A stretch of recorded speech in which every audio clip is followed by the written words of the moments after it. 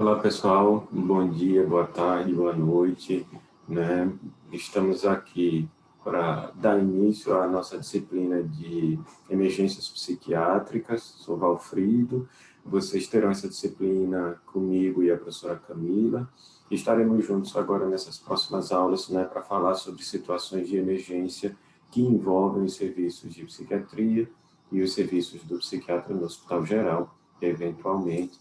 Situações que às vezes também vão ocorrer em lugares da atenção primária e que é interessante todo clínico também ter ideia desse manejo dessas situações. Então, dentro desse curso de emergências psiquiátricas, nós vamos nos deparar com as situações mais comumente encontradas, né, na clínica, que envolvem questões de agitação, agressividade, comportamento suicida, episódios conversivos, ataques de pânico, reações ao trauma, entre outras situações envolvendo álcool e drogas, intoxicação, abstinência, enfim. Vamos começar hoje conversando sobre a agitação psicomotora. Mas, antes da gente falar especificamente da agitação, já que nós estamos falando pela primeira vez sobre emergência psiquiátrica, a primeira pergunta que a gente se faz é, afinal, o que é uma emergência psiquiátrica, né? E uma emergência psiquiátrica consiste justamente nisso, né? Numa alteração de comportamento, humor, pensamento, na forma como nós nos relacionamos socialmente, né? Que pode interferir nessa relação com a família, com a comunidade, do paciente, com, né, terceiros, e que requer uma intervenção imediata. Por que requer uma intervenção imediata em questão de horas ou em questão de minutos? Porque aquela situação que está se apresentando, se ela não for resolvida rapidamente, né, põe em risco a vida do paciente ou de terceiros, ou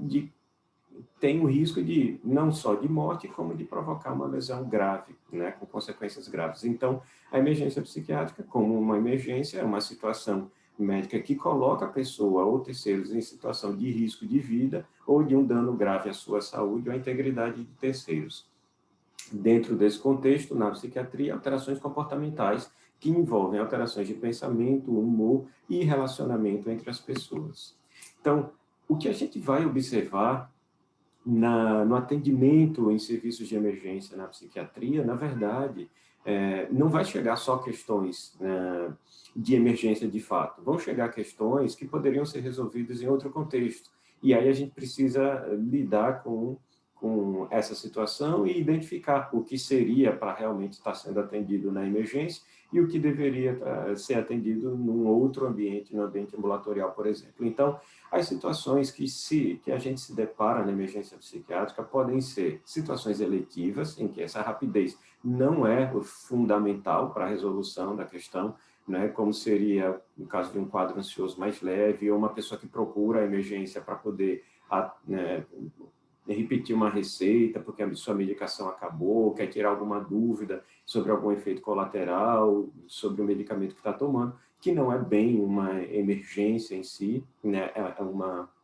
situação que pode esperar. Então, se o serviço estiver cheio de gente, você vai deixar o paciente que tem essa necessidade um pouco para ser atendido depois daqueles casos mais urgentes ou emergentes. Então, a urgência já requer uma intervenção de curto prazo maior do que aquela eletiva, mas os riscos são menores para os pacientes e para terceiros. Então, é um quadro de ansiedade aguda, mais intensa, mas que a pessoa não corre risco de vida, nem de sofrer nenhum grande dano, nem colocar a vida de outras pessoas em risco. Síndromes conversivas também se encontram nessa mesma situação e comportamentos bizarros que não põem, né, a pessoa em risco ou a terceiros também são situações que devem ser resolvidas mais rapidamente do que as situações eletivas, mas não são as situações prioritárias no serviço de emergência.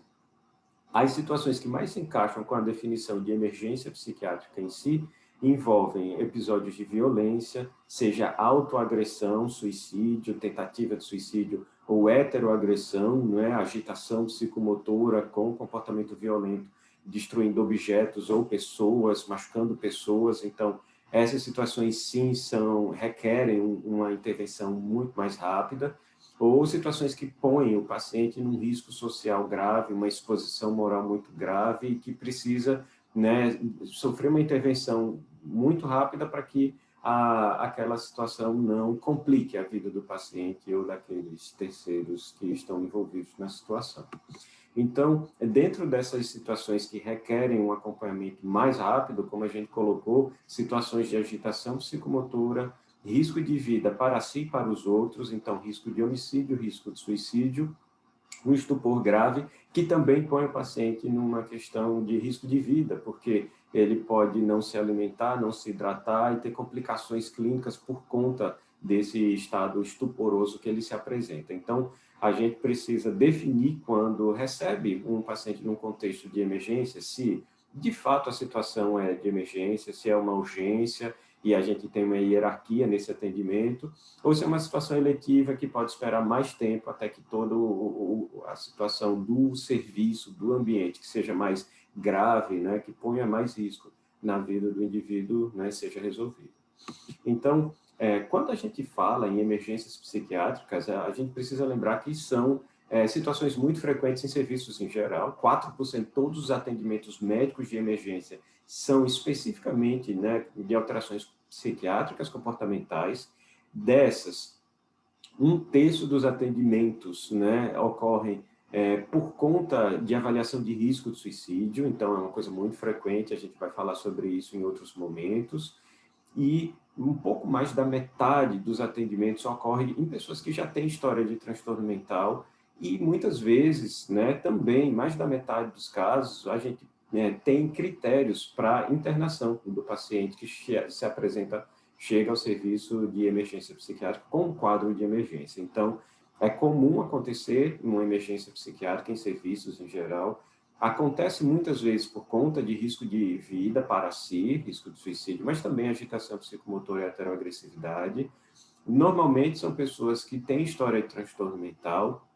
e são pessoas, muitas vezes, que vão precisar de uma internação, não é? Ou vão ter essa indicação de internação quando passam pelo serviço de emergência. E quando a gente está fazendo essa abordagem dos pacientes na emergência psiquiátrica, a gente precisa pensar em alguns aspectos muito importantes. A gente precisa garantir a segurança do paciente, da equipe que está atendendo, né, e de terceiros que acompanham o paciente. A gente precisa realizar uma avaliação efetiva para poder tomar, então, a intervenção mais adequada daquele caso. Quando a gente fala garantir a segurança, e isso inclui do ambiente, das pessoas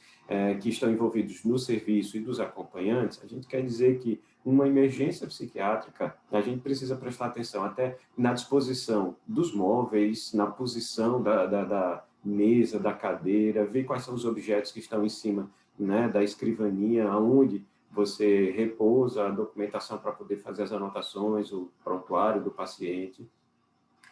Precisa-se ter cuidado com questões de distanciamento, né? Reservar o espaço pessoal do paciente para que ele não se sinta ameaçado, com medo, ele acabe reagindo de uma maneira mais violenta, agressiva, dependendo do contexto em que essa avaliação está sendo realizada.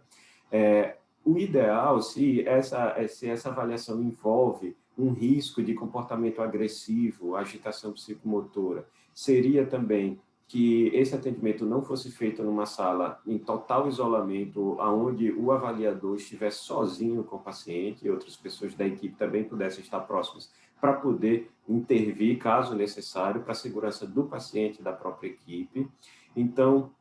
é uma avaliação que precisa ser feita rapidamente e a gente precisa lembrar de vários aspectos nessa dinâmica, né? Quando a gente vai, né, ter o primeiro contato com o paciente na emergência psiquiátrica, a gente também precisa lembrar que aquele processo, além de investigação diagnóstica e a definição de prioridade, ele já faz parte também do processo terapêutico e a gente precisa abordar esse paciente com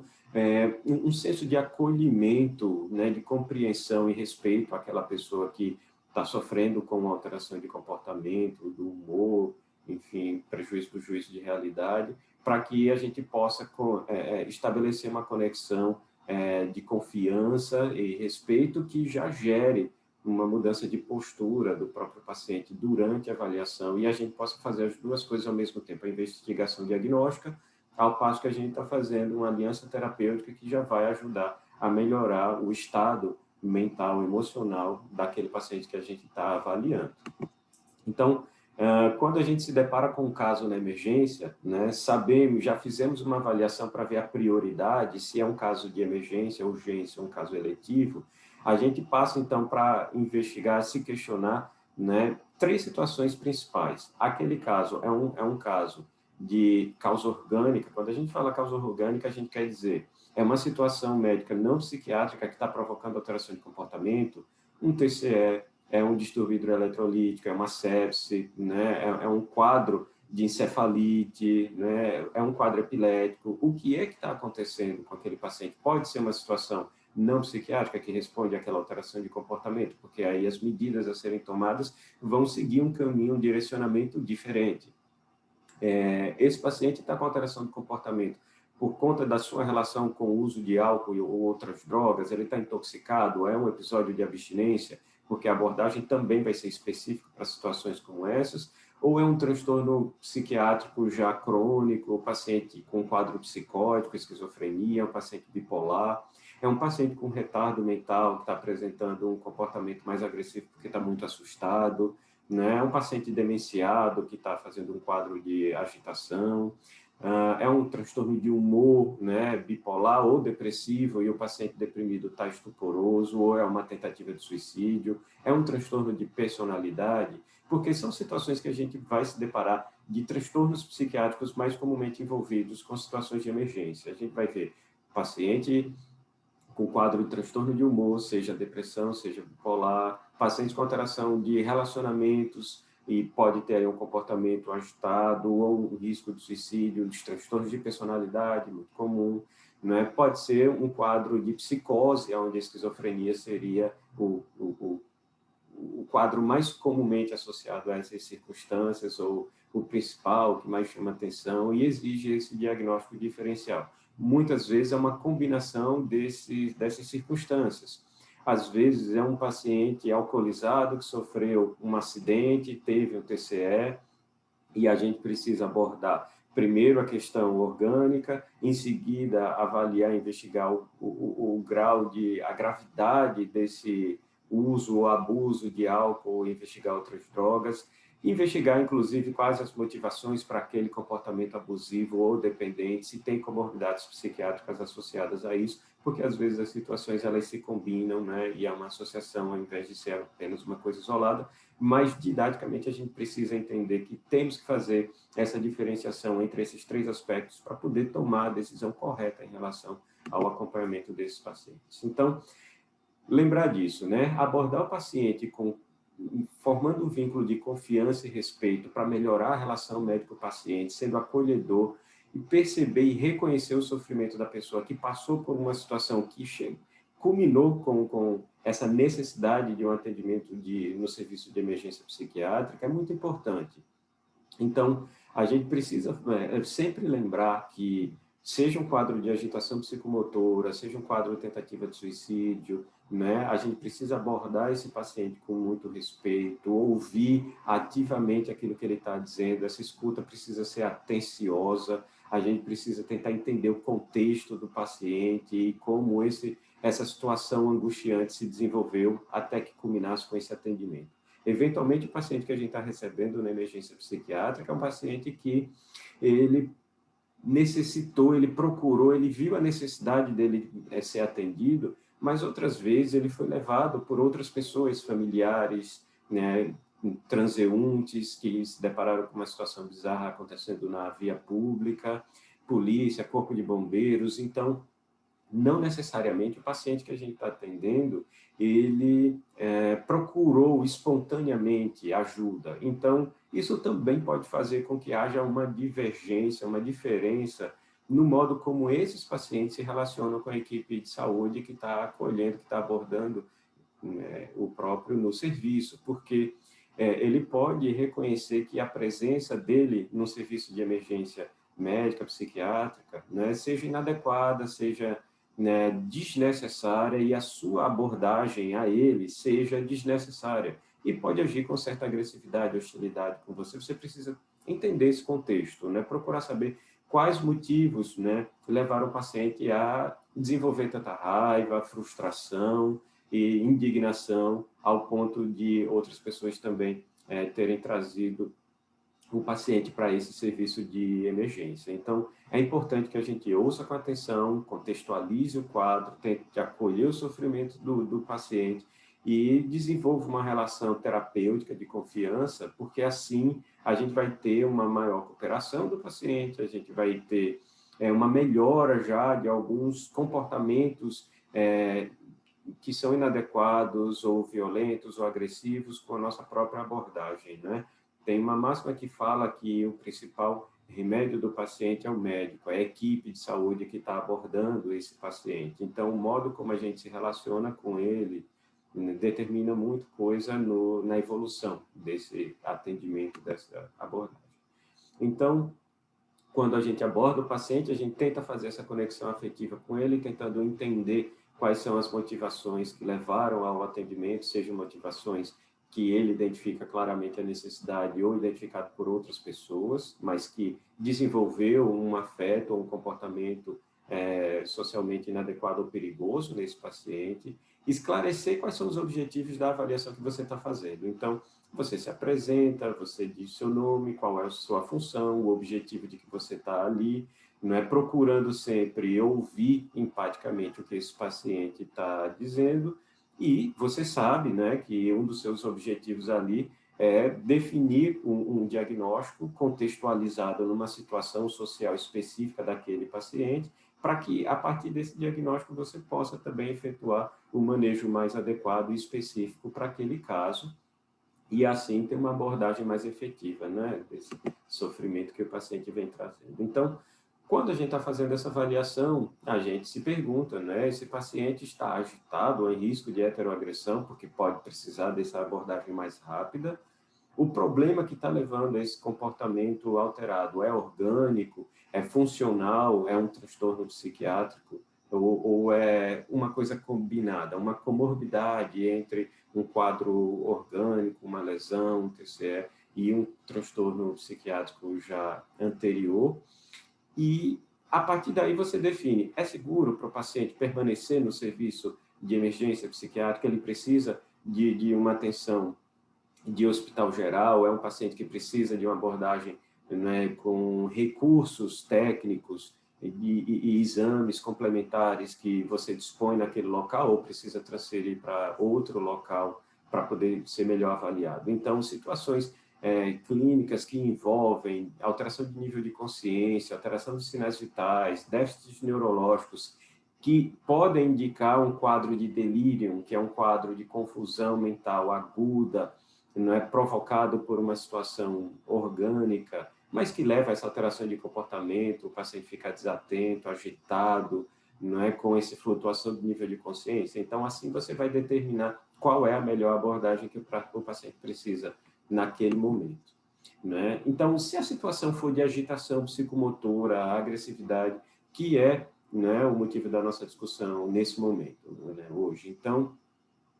se o paciente apresenta um quadro de agitação, a gente, né, vai abordar também de acordo com aquele raciocínio, mas a gente precisa identificar se é uma situação de agitação psicomotora ou de risco de agressividade, e para isso a gente precisa entender o que é exatamente essa agitação psicomotora. A agitação psicomotora se trata de uma atividade psicomotora excessiva, sem necessariamente ter um propósito. O que é que a gente quer dizer com isso? O comportamento agitado, muitas vezes, é um comportamento que foge ao controle do paciente, né? Ele não tem, né, controle dos impulsos, ele não consegue inibir seus impulsos, ele pode não ter consciência da realidade, ele pode estar sendo motivado por prejuízos no seu juízo crítico, e por isso mesmo ele pode não ter condições de sozinho conter o comportamento agitado, agressivo que ele apresenta. Então, a gente precisa definir justamente isso, né? Tem que lembrar, né, que a agressividade já é uma atividade motora excessiva, como uma agitação psicomotora, mas com um objetivo específico de causar dano. Então, às vezes, essa agitação é uma coisa caótica que não tem o objetivo de causar dano, apesar de poder causar, ter esse risco. E a agressividade já é uma coisa voltada, né, com essa intenção de provocar algum dano, seja a pessoas ou objetos, enfim.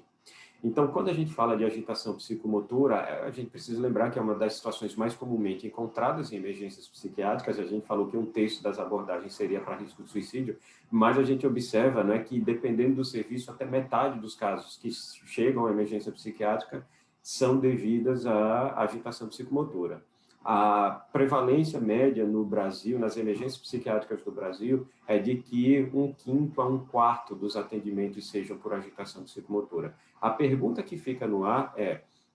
e em Alagoas, né, qual é a porcentagem de casos de agitação psicomotora que chegam para serem atendidas nas emergências psiquiátricas? Aqui fica uma dica, inclusive, para se houver algum interesse entre vocês de desenvolver essa investigação, para a gente poder fazer esse levantamento, a gente poderia pensar em fazer esse levantamento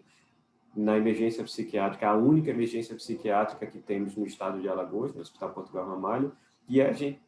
deveria também ter uma noção das nossas estatísticas aqui para comparar com outros serviços no Brasil e no mundo e ver em que contexto a gente se encontra. Então, fica a dica, qualquer coisa vocês me procurem.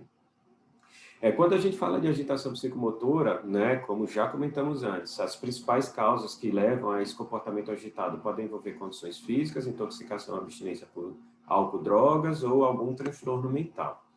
Quando a gente se depara com uma situação de agitação psicomotora, precisamos nos perguntar, né, o que está acontecendo, há quanto tempo está acontecendo esse quadro, né, por que procurou o atendimento hoje, ou por que hoje ele foi levado, né, se é uma coisa realmente recente, ou já vinha se arrastando por alguns dias, porque só agora foi levado ao serviço de emergência. Então, a gente vai tentando entender esse contexto em que o paciente se apresenta e, a partir daí também, né, tentar desenvolver as nossas hipóteses diagnósticas para tentar tomar essa condução aí dos casos de agitação que a gente recebe. Agora, se a gente se depara com um paciente na emergência psiquiátrica por um comportamento de agitação psicomotora, num paciente que tem mais de 45 anos, alteração de sinais vitais, apresentou algum sinal neurológico, algum déficit neurológico no exame neurológico básico que você fez na emergência, apresenta diminuição de nível de consciência, refere alucinações visuais, que não é comum nos quadros psicóticos psiquiátricos, né, propriamente psiquiátricos crônicos, como esquizofrenia, né, onde a gente observa mais alucinações auditivas, né, quando o quadro em si ele é observado mais a partir de alucinações visuais, isso pode representar mais um quadro orgânico ou um quadro relacionado ao uso de álcool e drogas. Então, a gente precisa desconfiar dessas circunstâncias. Se o paciente apresenta sudorese, tremor, palidez, também pode indicar um quadro orgânico ou envolvendo álcool e drogas ou outras substâncias, medicamentos, né, intoxicação exógena. Então, a gente precisa pensar nessas circunstâncias assim. E rigidez muscular, que também fala a favor de um quadro neurológico, e pode falar de efeitos adversos à medicação, intoxicação exógena por medicamentos, e nós precisamos ficar atentos porque pode fugir do escopo dos transtornos psiquiátricos crônicos, esquizofrenia, transtorno bipolar, depressão, transtorno conversivo. Então, a gente precisa ficar atento a esses sinais que levam a gente a desconfiar de um quadro não funcional, digamos assim. Então,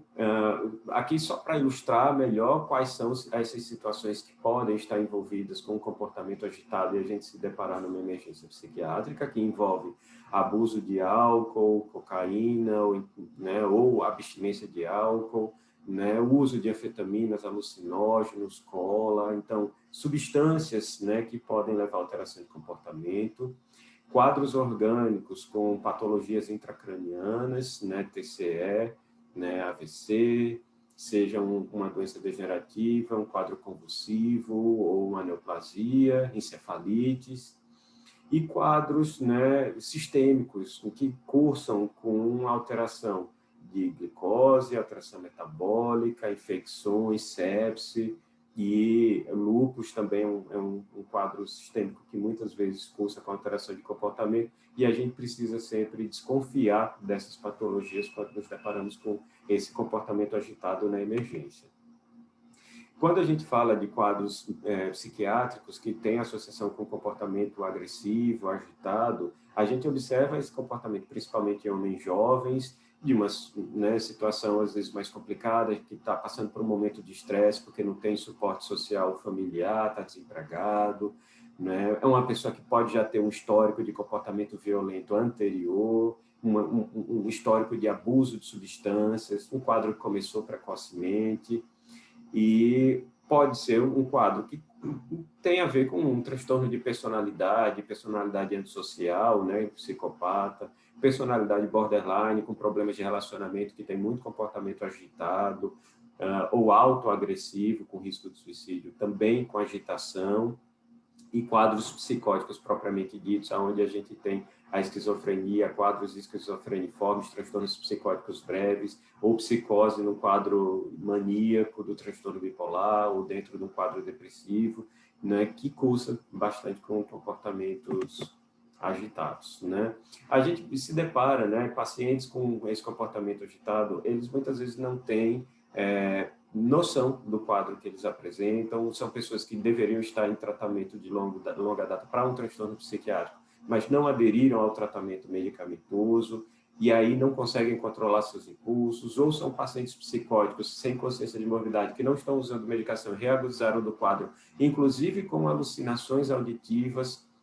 e a gente precisa ficar muito atento a isso, porque um paciente com quadro psicótico agudo, ele tende a obedecer à voz que ele está ouvindo, aquela alucinação auditiva que ele está ouvindo, e se a alucinação auditiva manda, dá comandos dele se machucar ou machucar outras pessoas, há uma grande chance dele se sentir compelido a fazer, executar aquela ação com alteração do eu, da vontade, e a gente pode, né, então, se deparar com um quadro grave, né, de agitação nesse sentido. Então, a gente vê muitas vezes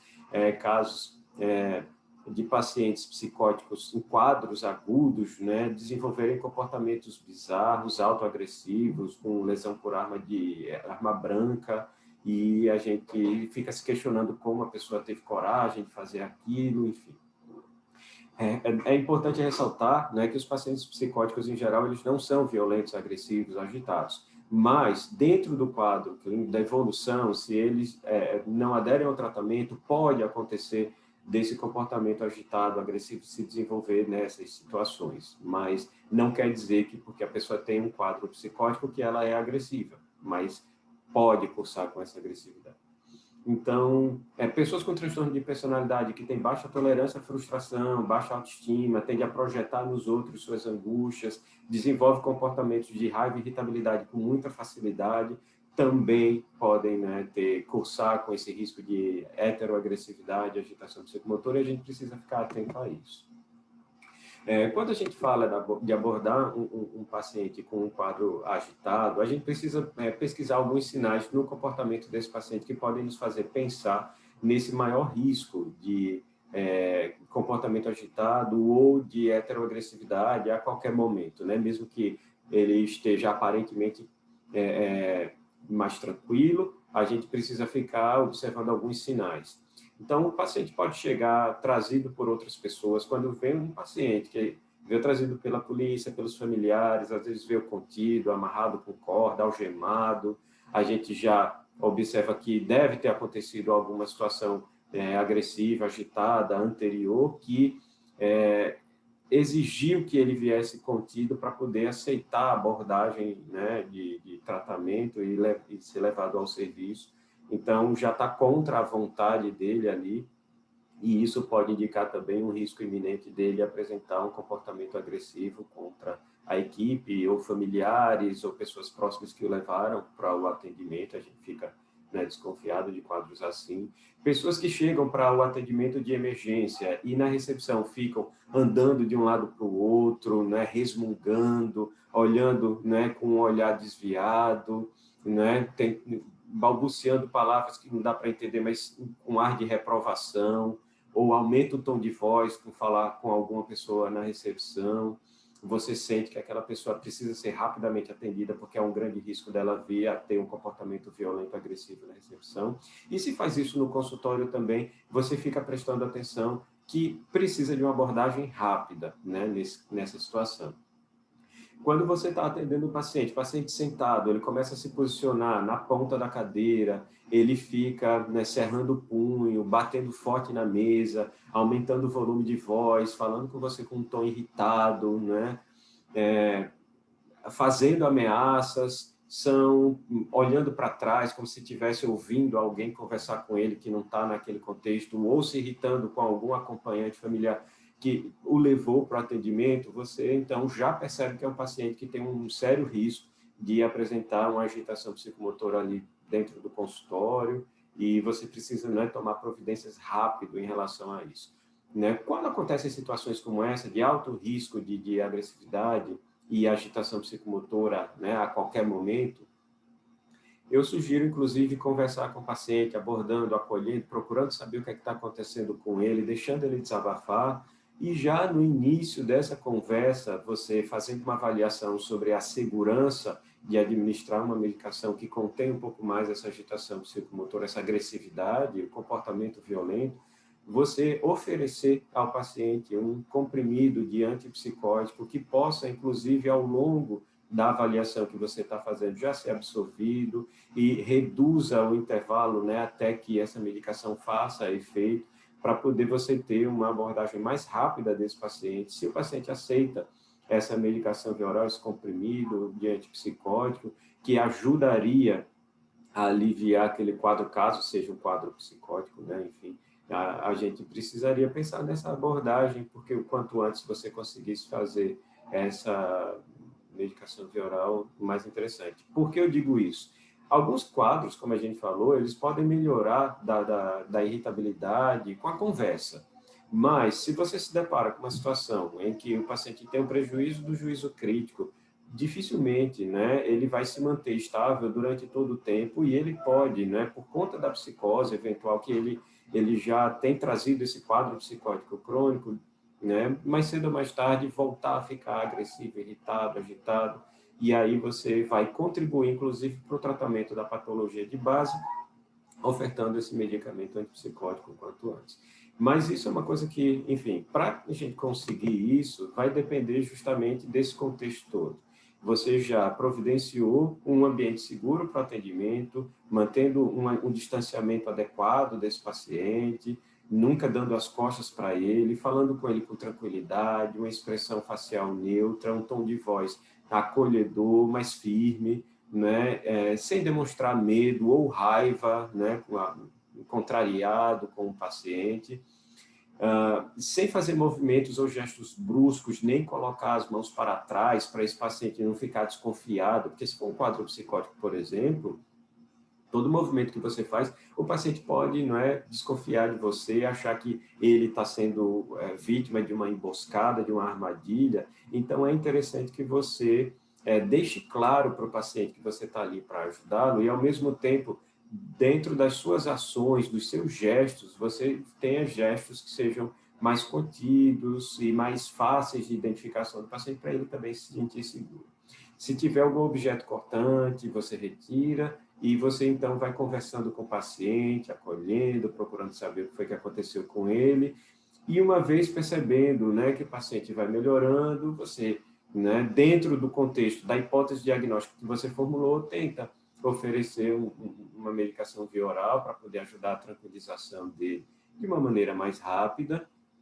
Se ele aceita, ótimo, mas se você vê que é um paciente que está agitado, né, que tem um histórico de agressividade recente, veio trazido contra a própria vontade, não tem consciência da morbidade, acreditava que não precisava estar ali sendo avaliado por uma equipe de saúde mental de psiquiatria, né, e tem um risco iminente de vir a desenvolver um comportamento agitado agressivo, você pode partir para uma medida mais coerciva, fazendo uma medicação mesmo contra a vontade do paciente, para poder protegê-lo e proteger todos do ambiente contra esse comportamento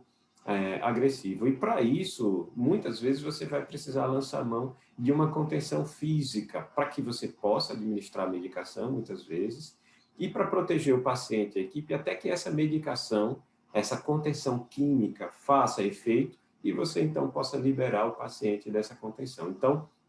o tempo inteiro, desde o início que você se depara com o paciente numa emergência psiquiátrica, você precisa avaliar a segurança desse atendimento, né, intervir de uma maneira acolhedora e definir, né, qual a melhor estratégia de tratamento, se envolve medicação, vê se consegue fazer isso voluntariamente, com a ajuda, né, do paciente, a colaboração do paciente, e caso contrário, você tomar a decisão o quanto antes de fazer uma medicação involuntária. Para quê? Para evitar que esse comportamento agressivo, violento, agitado, caótico se manifeste de fato. Então, a gente precisa evitar o dano, a gente precisa evitar que haja destruição do patrimônio, de objetos, a gente precisa evitar que haja algum tipo de agressão que machuque o paciente, que machuque a equipe, que machuque os familiares, acompanhantes que levaram o paciente para o atendimento. Então, o quanto antes a gente intervém, né, para contribuir para a calma desse paciente, a tranquilização dele, sem que haja esse comportamento agitado, caótico, agressivo, né, para remediar depois, melhor e mais bem-sucedida está sendo a nossa abordagem. Por isso, a gente tem que pensar rápido em relação a isso. Didaticamente, esse manejo que a gente pensa é dessa forma, né? A gente vai tomar uma medida não coerciva que envolve essas medidas comportamentais, ambientais e a nossa conversa, né? Ou uma medida de contenção, seja ela física ou química. A contenção física, ela não tem sentido ser feita se não for associada à contenção química, porque a contenção física ela precisa ser retirada o quanto antes, né? Ela deve durar o menos possível, e para que isso aconteça, a gente vai tirar quando o paciente está tranquilo, e o paciente vai ficar tranquilo, né, quando a gente estiver fazendo essa abordagem farmacológica também junto com ele, se precisou, né, partir para essa medida coerciva. A contenção física ela vai ser um instrumento que vamos utilizar para poder, então, fazer a contenção química e liberar o paciente daquela situação desagradável que é você estar contido fisicamente, né? Então, aqui, para a gente pensar no ambiente, né? O ambiente precisa ser um ambiente confortável, privado, reservado, calmo, com poucos estímulos. Paciente agitado, diminuir o tempo na sala de espera e atendê-lo o mais rápido possível. E dentro dessa sala, uma sala grande, calma, mas que não seja isolada, onde você possa buscar ajuda rapidamente, caso precise, ampliar a equipe de abordagem àquele paciente, algumas coisas precisam ser prestadas atenção. O ideal é que a cadeira do médico e a cadeira do paciente, elas sejam equidistantes às portas, né? Porque se o paciente tem um comportamento agressivo, às vezes até para tentar se defender, e ataca o médico que está fazendo a avaliação, você precisa de um espaço também de escape, né? Você precisa ter essa saída. Por outro lado, se você fica próximo a uma porta e o paciente não, o paciente pode se sentir em desvantagem e ele ficar mais acuado, se sentir com mais medo ainda e acabar, né, partindo para agressão numa tentativa defensiva, né, de se defender de uma ameaça imaginária que, né, ele criou dentro daquele juízo de realidade alterado, mas ele pode reagir violentamente por conta disso. O ideal é que você retire objetos que possam ser arremessados, né, ou destruídos, ou que possa vir a machucar alguém. Então, por exemplo, essa balança aqui em cima da mesa não seria adequada. Se você tivesse outros objetos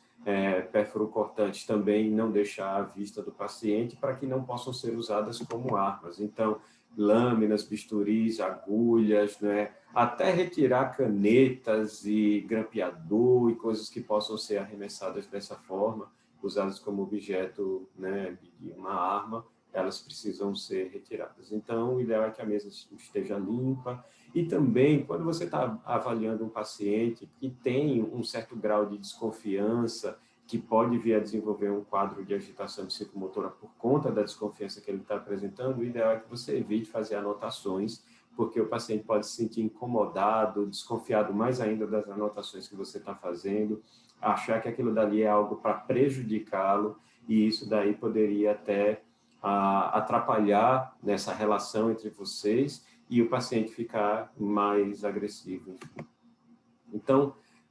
manter uma certa distância do paciente é interessante para preservar o espaço pessoal do paciente, ele não se sentir invadido, não se sentir agredido, violentado na sua individualidade. Um paciente psicótico, muitas vezes, a própria psicose traz como característica essa sensação de invasão, de perda da privacidade, de dissolução do eu e perda dos limites entre o que sou eu e o que é o resto do mundo. Então, você invadir demais o espaço físico desse paciente pode aumentar a angústia que ele tem em relação a essa sensação de perda da individualidade. Então, manter um certo distanciamento. Por isso, e também porque caso o paciente tenha um impulso de querer partir para cima, numa atitude defensiva, querer agredir a equipe, você tem um espaço para recuar, correr e pedir ajuda, né? O ideal é que no momento da avaliação você possa ter algum outro membro da equipe por perto, seja da equipe de enfermagem ou de segurança, né, do serviço, para poder você então solicitar ajuda e você tivesse à disposição algum mecanismo, né, para chamar essa ajuda, que fosse ou um código já combinado com toda a equipe, né, ou então um telefone, um botão, uma campainha, a qual você pudesse acionar quando você sentisse que o paciente vai precisar de uma abordagem a esse comportamento agitado a partir de uma equipe maior do que a sua única avaliação. Então, como a gente falou, né, de preferência, não faça anotações na frente do paciente para ele não se sentir desconfiado, mas procure ouvi-lo atentamente, tentando entender a cronologia dos fatos, os contextos em que ele se sentiu mais angustiado, trazer uma explicação para o paciente, pedindo que ele confirme se aquilo que você está entendendo é de fato o que ele está querendo dizer. Isso já costuma ajudar muito a dar uma aliviada para o paciente, né? Então, essa intervenção verbal, ela é fundamental, essa aliança terapêutica é importantíssima, e quando a gente está fazendo essa abordagem ao paciente com risco de comportamento agitado, agressivo, é importante que a gente fale frases curtas e palavras fáceis, porque se o paciente está, por exemplo, apresentando um episódio psicótico, ele tem um retardo mental, e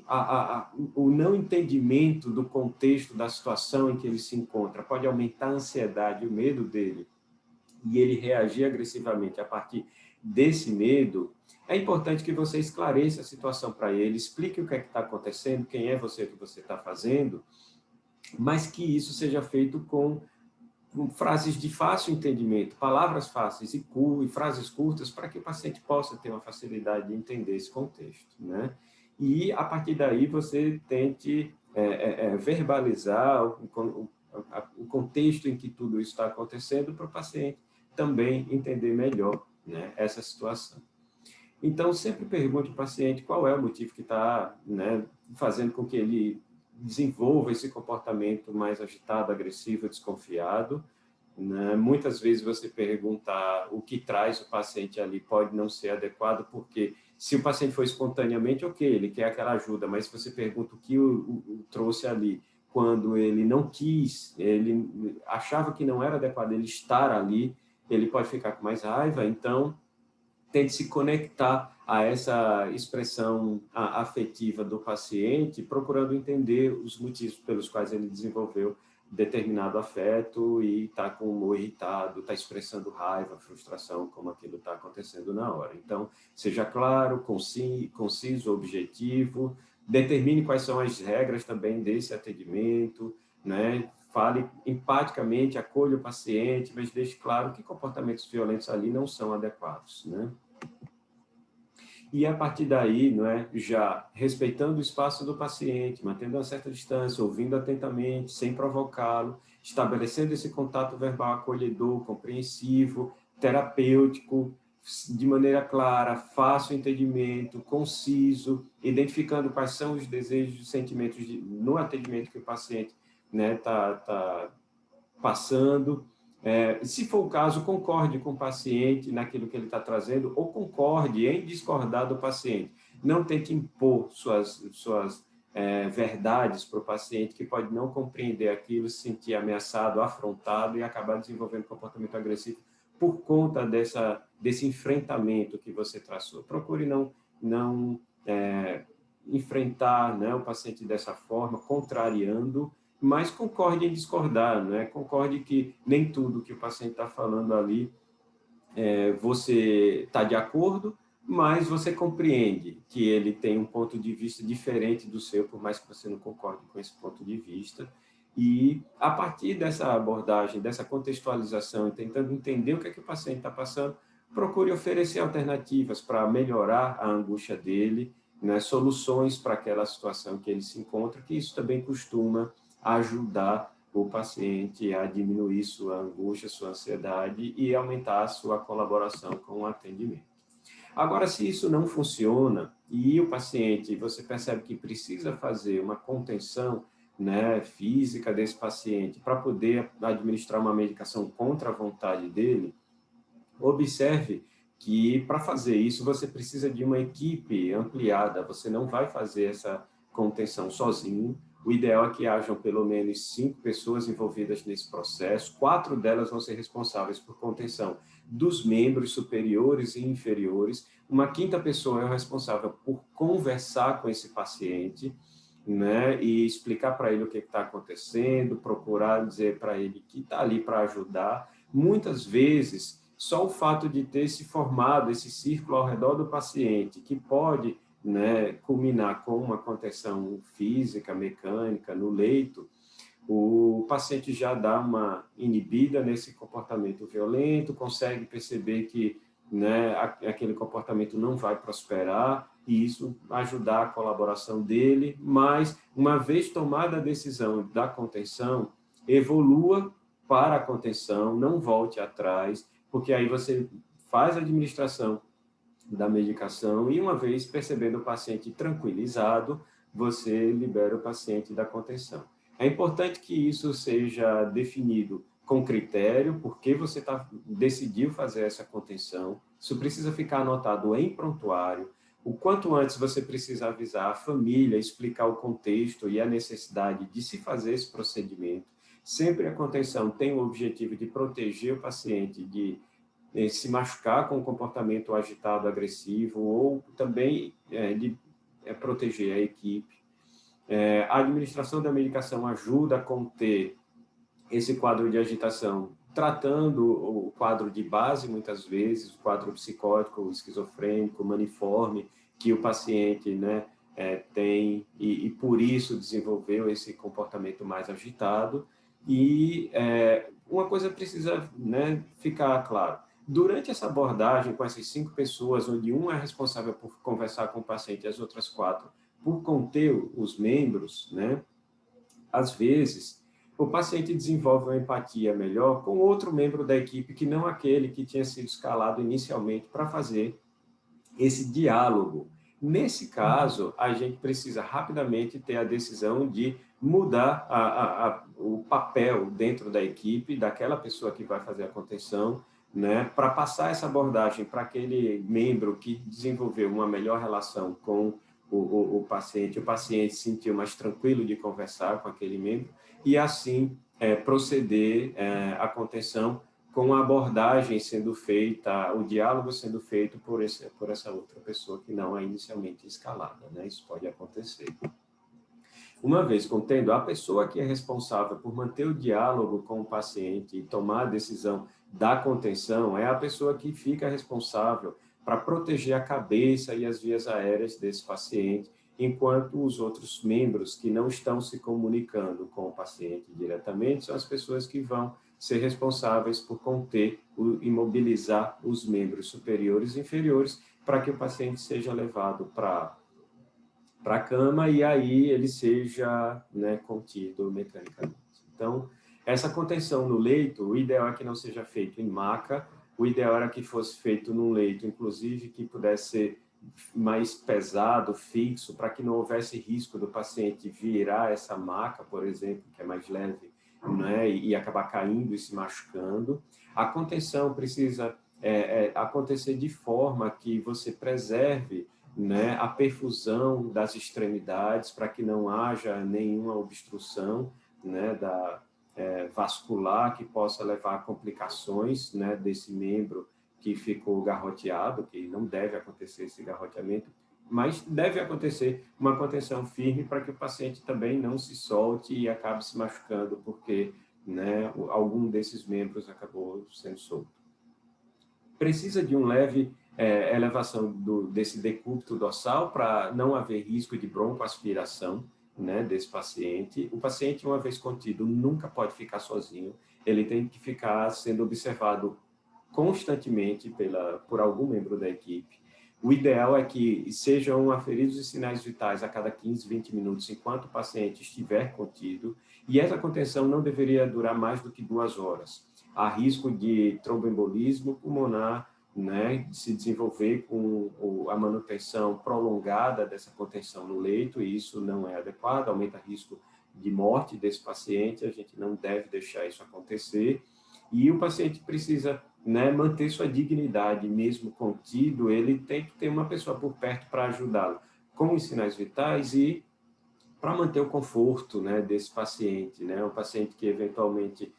pode acabar se sujando, né, com eliminações fisiológicas e precisa ser limpo, é um paciente que eventualmente vai precisar ser ofertado, né, a hidratação para ele não pode desidratar, porque a desidratação aumenta o risco desse paciente, uma vez medicado, com calor, desidratado, contido, fazendo força, usando algum medicamento antipsicótico, desenvolver, por exemplo, uma síndrome neuroléptica maligna ou um colapso cardiovascular durante a contenção. Então, a gente precisa ficar atento a essas circunstâncias e sempre anotando, registrando a avaliação dos sinais vitais, o motivo da contenção, né? E como foi feita, quando foi feita e a indicação dela, deixar tudo registrado em prontuário. O manejo farmacológico visa uma tranquilização rápida desse paciente. Então, o objetivo é tranquilizar o paciente o quanto antes, mas sem necessariamente sedá-lo. O nosso objetivo não é a sedação. O nosso objetivo é a tranquilização. A via oral é a preferida, por isso que eu falei logo no começo que se durante a avaliação você percebe que o paciente está cooperando, mas há um risco daquele quadro vir a piorar com o passar do tempo, por conta até da patologia de base, um quadro psicótico crônico, ideias persecutórias, paciente que está delirando, e aquilo dali pode voltar a agudizar mais tarde, você já oferece uma medicação via oral para poder ir tratando a causa base, diminuindo também o risco de desenvolver essa agitação mais tarde, então você oferece logo medicação via oral. Agora, a gente não deve medicar em excesso, não deve evitar a sedação do paciente, a gente não deve fazer a medicação para conter a agitação psicomotora por via intravenosa, pelo risco de morte súbita e um risco maior de arritmias e complicações por causa dessa via de administração, principalmente se você não está num ambiente de contenção de agitação psicomotora como na UTI, né, onde o paciente é todo monitorado, mas se você está num ambiente de atenção básica, num serviço psiquiátrico, você precisa também se precaver contra complicações como essa, já que a estrutura dos serviços, em geral, não permite que você tenha essa segurança. E, claro, uma vez o paciente é contido, você administrando uma medicação contra a sua vontade e precisando fazer isso via parenteral, você vai escolher principalmente a via intramuscular, que é mais segura, né, para o paciente. Então, evite manter o paciente contido um tempo prolongado, por isso você precisa medicá-lo, mas evite fazer uma medicação excessiva para esse paciente e, assim, também evite a via de administração intravenosa. Por que acontece um quadro de agitação psicomotora? Muitas vezes, esse quadro de agitação psicomotora, ele se dá por uma hiperatividade dopaminérgica em via mesolímbica que predispõe ao desenvolvimento de sintomas psicóticos positivos, como delírios e alucinações, e também por uma descompensação do comportamento que pode se tornar agitado. Então, a agitação psicomotora pode, muitas vezes, se dever a essa função hiperdopaminérgica, né, na via mesolímbica. E como é que a gente pode diminuir essa atividade, né, dopaminérgica nessa via e, assim, ajudar a conter mais esse comportamento agressivo? É justamente utilizando antipsicóticos, que são medicamentos bloqueadores dopaminérgicas, principalmente de receptores D2, que vão ter essa função na via mesolímbica. Então,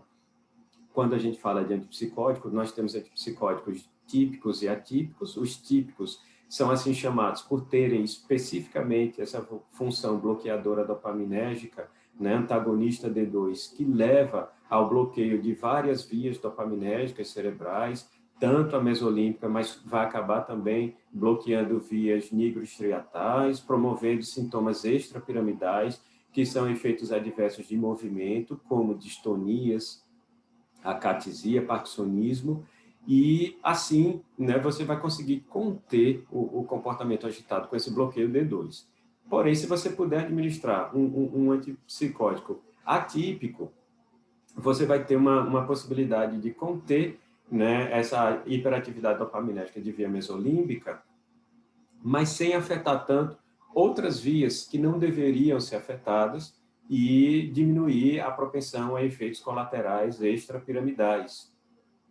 Assim, né, eles são chamados de atípicos justamente porque eles não promovem esses efeitos comuns aos antipsicóticos mais antigos, né, que são esses sintomas extrapiramidais, né? Então, é interessante a gente lembrar que dos medicamentos antipsicóticos típicos, o principal utilizado nas emergências é o haloperidol. O haloperidol na dosagem de 5 miligramas, comprimido via oral, ou então injetável, né, no qual você vai administrar uma ampola também de 5 miligramas, 1 ml, intramuscular,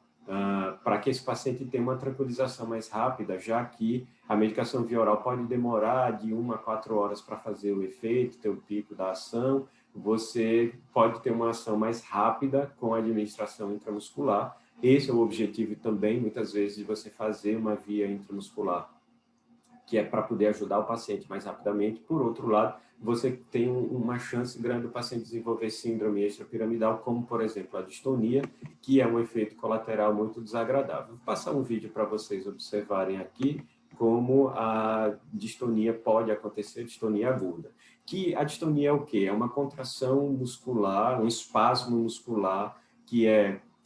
doloroso, né? Involuntário e sustentado, né, que o paciente apresenta, que o coloca numa postura inadequada. Pode acontecer na língua, pode acontecer nos olhos, pode acontecer no pescoço, no tronco, nos membros superiores, enfim. É uma coisa dolorosa, incômoda, assustadora para o paciente. Então, muitas vezes a gente vai ver o paciente fazendo o antipsicótico típico, né, na emergência, associado a uma medicação anticolinérgica, porque essa medicação anticolinérgica ajuda a evitar que esse sintoma se desenvolva. Aqui a gente tem a observação de uma paciente com distonia aguda em região cervical, que ela não consegue, né, mexer o pescoço, né, e isso dói, e ela fica com um torcicolo provocado pela medicação. Isso daí é desconfortável, né? E se o paciente desenvolve um quadro como esse, ele vai ter dificuldade até de aderir ao tratamento, né, de médio e longo prazo, caso ele precise fazer uso do antipsicótico por um período mais prolongado. Então, a gente precisa ficar atento a essa situação. Então, muitas vezes a gente vai ver na emergência sendo feita a medicação com efeito anticolinérgico para evitar sintomas extrapiramidais. Quando se desenvolve um quadro de distonia aguda, né, que é mais comum, inclusive, em homens jovens, você precisa administrar uma ampola intramuscular de biperideno, que é um anticolinérgico que resolve esse efeito adverso, mas muitas vezes você vai ver sendo administrado na emergência um medicamento antipsicótico para conter a agitação psicomotora, como o haloperidol, e junto com ele sendo feita uma ampola intramuscular, né, de um medicamento que tem um efeito anticolinérgico, que é a prometazina, o Fenergan, porque também evitaria esse quadro se desenvolver da distonia, como também é uma medicação que potencializaria o efeito tranquilizador do Aldol, do haloperidol. A questão é que esse medicamento antihistamínico, prometazina, o Fenergan, ele pode ser sedativo. Em alguns casos, a gente acabar provocando uma sedação quando o nosso objetivo não é sedação, nosso objetivo é a tranquilização rápida, mas em quadros agitados graves, a combinação vai ajudar não só a evitar o efeito colateral, como também a tranquilizar melhor esse paciente, é uma combinação que muitas vezes é feita no Brasil. Então, a contenção química pode se dar também pelo uso de antipsicóticos atípicos, nos quais o risco de sintomas extrapiramidais é muito menor. E eles são atípicos porque, além do bloqueio D2, como os típicos têm, como a gente mostrou do Aldol, do haloperidol, eles têm também uma ação antagonista 5-HT2A que vai facilitar a liberação de dopamina na via nigrostriatal, evitando os sintomas de efeitos colaterais de movimento. E assim, a gente mais facilmente pode ter a adesão do paciente ao tratamento, menor risco de distonia, e o paciente ficar tranquilo, da mesma forma, com o uso da medicação antipsicótica atípica. Agora, se a gente levar em consideração a formulação dessas medicações, né, a risperidona, por exemplo, nós só temos à disposição via oral, ela pode demorar uma hora e pouco para poder ter o efeito ótimo daquela administração, então, às vezes, a gente não consegue esperar tanto tempo assim para poder ter a resposta, né, dessa abordagem medicamentosa a um quadro agressivo agitado, mas se a gente for observar, nos casos em que a gente tem a possibilidade de ter a colaboração do paciente e o paciente aceita a medicação via oral e mantém um comportamento tranquilo no serviço de emergência, a administração da risperidona via oral é a de melhor custo-benefício na tranquilização rápida para o paciente, e a gente teria, então, a medicação que pode ser eficaz, né, administrada via oral, e que tem uma boa adesão também ao tratamento do paciente. Em alguns casos, a gente pode precisar administrar benzodiazepínicos, e aí a gente precisa ficar atento, né? Se a maior parte dos quadros de agitação psicomotora envolver a psicose, a gente lança mão do antipsicótico, mas há quadros psicóticos que se desenvolvem como consequência de uma abstinência grave ao álcool, e aí a gente pode pensar no benzodiazepínico como medicação de escolha. Na abstinência do álcool, o benzodiazepínico aparece como uma medicação de escolha, e também em situações em que o paciente está com um quadro muito ansioso, né, seja por um outro medicamento estimulante ou uma droga estimulante que ele fez uso, e aí o benzodiazepínico se mostra uma alternativa interessante, né? Agora, quando tem psicose, de fato, a gente precisa pensar no antipsicótico. Quando tem um quadro ansioso que está provocando inquietação, deixando o paciente angustiado, mas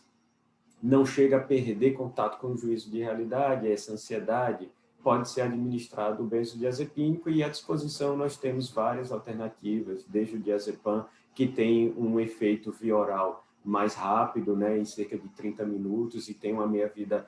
longa, e a gente consegue, assim, ter uma administração tranquila dele. A gente tem a opção do lorazepam, que é utilizado também naqueles pacientes que têm algum prejuízo hepático por conta da via de metabolização do lorazepam ser por glicuronidação, e não ter uma complicação maior de você fazer, então, em quem tem alguma insuficiência hepática. Em comparação aos outros medicamentos, seria mais seguro você fazer o lorazepam, mas muitas vezes a gente dispõe do clonazepam, o famoso Rivotril, que também pode ser administrado, ele demora um pouquinho mais para fazer efeito que o diazepam.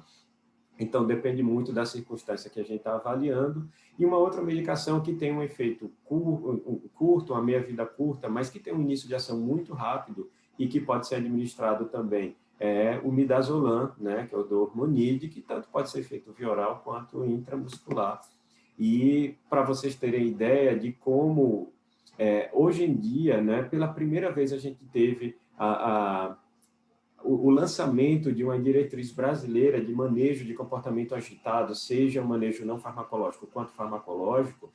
feito pela Associação Brasileira de Psiquiatria, e esse primeiro guideline, essa primeira diretriz só foi publicada agora em 2019. Veja quanto tempo na história da medicina, da psiquiatria, a gente tem paciente psiquiátrico ou com comportamento agitado que não tínhamos à disposição uma padronização, uma regularização, um guia, uma diretriz que norteasse esse protocolo de abordagem a esse paciente. Finalmente, em 2019, foi lançada essa diretriz nacional. Há alguns anos atrás havia sido lançada algumas diretrizes internacionais, e voltado para o nosso contexto, que tem de diferente, basicamente, é a presença do uso da prometazina injetável, que a gente vai ver em breve na próxima tabela. Então, essa tabela ela traz a indicação das principais medicações ou esquemas de medicação via oral para serem feitos para a tranquilização rápida do paciente com agitação psicomotora. Veja que aqui, só para reforçar, o que tem o principal grau de recomendação e um bom nível de evidência seria a risperidona via oral, que você pode fazer 2, 3 miligramas, né, administrando o comprimido para esse paciente, e você tem à disposição também a combinação da risperidona com o lorazepam, quando você também quer diminuir rapidamente a ansiedade desse paciente para ajudar a tranquilização desse quadro agitado agressivo. E só precisa lembrar uma coisa, benzodiazepínico, quando é feito para quem tem retardo mental, às vezes cursa muito comumente com uma reação paradoxal que pode deixar o paciente mais agitado, então a gente procura evitar fazer benzodiazepínico para pessoas com retardo mental, né? E a gente precisa ficar atento também que pacientes com confusão mental aguda, o delírio, muitas vezes pode piorar do quadro quando você administra um anticolinérgico e quando você administra um benzodiazepínico, então a gente precisa avaliar, né, claramente que tipo de situação é aquela. O delírio, que se faz exceção, onde a gente faz o benzodiazepínico mais como regra, né, que ele não piora o quadro, ele melhora, é no delirium tremens, né, da abstinência alcoólica grave. Mas delírio de uma causa orgânica de outra natureza, você opta mais pelo antipsicótico mesmo. E essa combinação pode ser feita via oral, do antipsicótico com o benzodiazepínico, a risperidona seria o principal o melhor custo-benefício, mas quando você pensa em medicação intramuscular para poder fazer um manejo mais rápido do controle dessa agitação psicomotora, o que você tem à disposição é fazer o Aldol puro, você fazer o Aldol com o midazolam, lembrando que aí o midazolam também tem uma ação curta, mas pode ter um efeito sedativo, e também o Aldol com o Fenergan, que é uma característica mais brasileira de fazer isso, então um aspecto que tem um grau de recomendação forte aqui no Brasil, mas nas diretrizes internacionais a gente não costuma ver essa combinação de Aldol com Fenergan sendo aprovado para a administração nas emergências, mas aqui é uma coisa que se faz muito, se percebe a segurança e a eficácia, e há estudos mostrando da eficácia, de fato, do Aldol com Fenergan em casos como esses, e aí a gente precisa lançar mão dessas alternativas e saber quais são as alternativas principais com o principal grau de recomendação e nível de evidência para poder serem feitos nos nossos pacientes. Então, o que a gente queria trazer de informação básica, inicial, sobre a abordagem do paciente com um comportamento agitado, agressivo, num serviço de emergência, seriam essas orientações que a gente trouxe. Maiores questionamentos vocês podem fazer para a gente também, em particular, né, mandar alguma mensagem no espaço Moodle e a gente vai trocando figurinha nesse sentido. As referências utilizadas para essa apresentação são esses livros que abordam a emergência psiquiátrica, né? O livro do Quevedo, que já está na sua 4ª edição, e os artigos, né, específicos sobre manejo do comportamento agitado, né, o célebre trabalho da Célia Mantovani, e as diretrizes brasileiras, né,